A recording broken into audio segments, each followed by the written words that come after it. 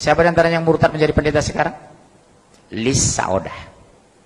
Sekarang sedang dikader artis yang terkenal menjadi pendeta, Lukman Sardi, Asmiranda. Ibunya cerita Pak, Asmiranda ini. Ternyata beberapa bulan lalu, Asmiranda ini pulang. Disampaikan dia hanya diam dan menangis. Sudah 2 rumahnya dijual untuk membayar hutang si Jonan, suaminya yang Kristen di Manado itu. Jadi dia jadi sapi perahan. Udah saya pesan sebenarnya sama keluarganya. Tolong bujuk kembali ke Jakarta. Diam-diam saya datang. Kita ruqyah. Insya Allah bisa. Sama dengan Asmiranda. Sudah saya bujuk keluarganya.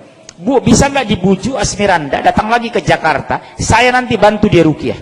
Termasuk Lukman Sardi itu. Bisa insya Allah Pak. Pertanyaan kan sederhana. Kenapa Anda masuk Kristen? Karena Yesus. Siapa Yesus dalam pandang Anda? Sebagai Tuhan. Tolong tunjukkan di Injil mana dalil Tuhan Yesus sebagai Tuhan. Saya bawa Injil aja. Ini saya punya Injil. Silakan baca. Tidak ada satupun pernah Yesus mengaku sebagai Tuhan. Tidak pernah Yesus minta disembah sebagai Tuhan. Bunda Maria yang terdekat kepadanya tidak pernah menyembahnya. Terus mana landasan Anda menyembah Yesus? Bapak punya doktrin ini loh sama anak. Bapak tahu perumahan Bougainville ini? Salah satu anak jamaahnya pengurus masjid murtad itu.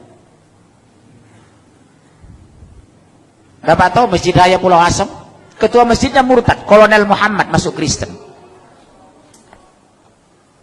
Kolonel Marinir Pak, masuk Kristen menjelang meninggal. Ketua masjid Pulau Asam, Jakarta Timur itu. Orang kaget Pak. Begitu didatangi melayat pengurus masjid, sudah haleluya. Ternyata menjelang meninggal dia masuk Kristen. Ketua masjid loh Pak. Bilang apa gitu?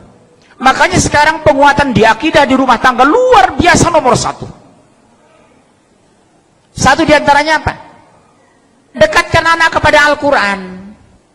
Enjoykan anak dengan Islam. Gembirakan anak ke masjid. Jadikan masjid pusat pembinaan anak Islam. Sekarang maaf. Begitu seriusnya kita di sini orang tua, jujur, kemana anak-anak muda kita? Kenapa tidak hadir di sini? Jujur, ayo. Kalau anak saya paksa ke masjid ikut saya. Subuh itu anak-anak kecil saya bangun itu jam 4. Bangunnya nak, kita ke masjid ya nak, bangun nak, bangun. Nanti kalau terlalu capek kamu, habis dari masjid tidur ya nak. Tolong jawab ayah lo nak. 1 menit pun ayah tidak bisa masukkan kamu ke surga lo nak, demi Allah. 1 detik pun ayah tidak bisa mengeluarkan kamu dari neraka. Yang membuat kamu masuk surga kalau Allah ridho sama kamu loh nak, demi Allah nak.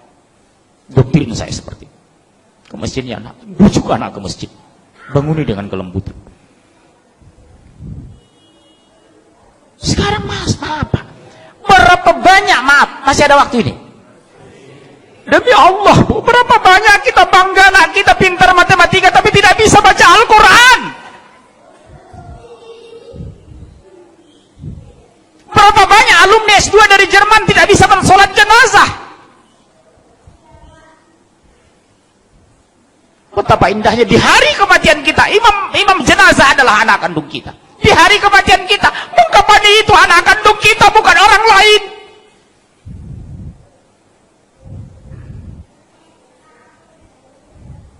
Saya pergoki Pak, demi Allah, jamaah saya 9 sekeluarga, semua orang kaya. 5 laki-laki, 4 perempuan. Di hari kematiannya sibuk nelpon saya. Tolong Ustaz carikan yang memandikan ibu kami. Subhanallah. Betapa sakitnya hati seorang ayah. Di hari kematiannya anak menjadi penonton. Betapa indahnya hati seorang ayah. Di hari kematiannya membuka busananya anak kandungnya, memandikan anak kandungnya, imam jenazah anak kandungnya. Makanya kata Rasulullah, orang yang paling berhak terhadap jenazah adalah ahli warisnya, saudara senasabnya. Sab pertama anak dan mantu kita. Sab kedua saudara sepupu kita. Sab ketiga tetangga kita. Sab keempat teman kerja. Jangan kita merapat ke depan yang bukan hubungan darah dengan jenazah. Makanya saya kalau masuk jenazah ke masjid, Pak mau jadi imam? No. Ada anak kandung nggak? Maaf ya Pak, nggak ada. Saudara kandung ada nggak? Sepupunya nggak? Dia lebih berkewajiban dari saya Pak. Bukan saya nggak mau jadi imam jenazah.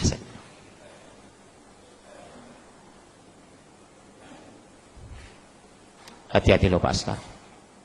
Silahkan S2 ke Jerman, S3 Swedia, tapi basic agama harus kuat. Apa yang kita banggakan nanti di hari kematian kita, Pak? Anak menonton jenazah kita, subhanallah.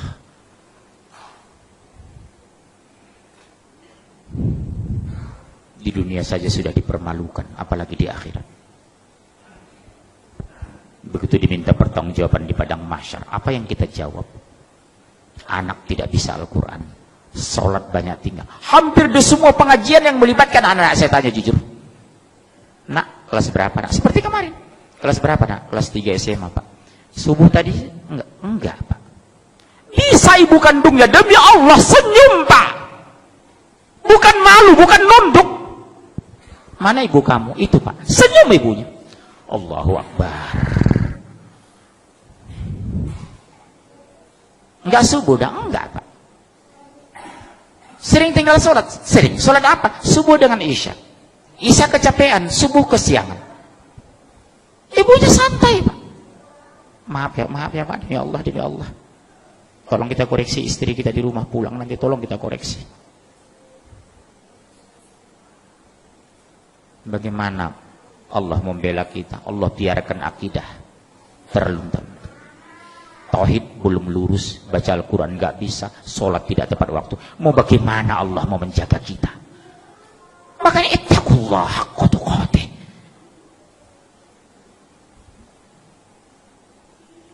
Jujur Pak, kita bangga kadang anak kita S2 S3, tapi kita koreksi agamanya. Sudah bisa nggak anak sholat jenazah? Kalau seandainya Allah takdirkan ayahmu meninggal, sudah bisa nggak mimpin jenazah? Masya Allah, subhanallah. Ini renungannya Pak. Saya nggak tahu apa ada masjid lagi 50 tahun lagi di Jawa Barat. Saya nggak tahu apa ada lagi sholat orang di Pasaman 50 tahun yang akan datang. Di sana Pak sudah banyak masjid yang kosong Pak, di Pasaman itu. Disuruh sholat, maaf saya pakai bahasa Padang, Anda ada piti di masjid. Bapak yang orang Padang Pak, hati-hati sekarang. Di Pasaman itu Pak, sudah banyak kita pergoki masjid yang terlantar, tidak ada azan lagi. Kita ajak sholat Pak, ke masjid Pak, nggak ada uang di masjid, ngapain ke masjid? Sumbar loh. Yang dulu saya bangga dengan orang Aceh, yang dulu bangga saya dengan orang Padang, sekarang kebanggaan itu berkurang Pak, mungkin habis tergerus. Di mana lagi pertahanan Islam di Sumatera? Dulu saya bangga dengan orang Sunda. Setelah masuk saya Cianjur, ternyata sudah dipenuhi gereja. Makanya Pak, demi Allah, pulanglah ke kamu, pulanglah. Berjuang ini Pak, berhenti kita mati, mundur kita hancur. Subhanallah. Apa yang kita benahi? Kondisi akidah, tauhid ini. Di sini Pak, gak mungkin anak mau sholat kalau tidak mengenal Allah. Subhanallah.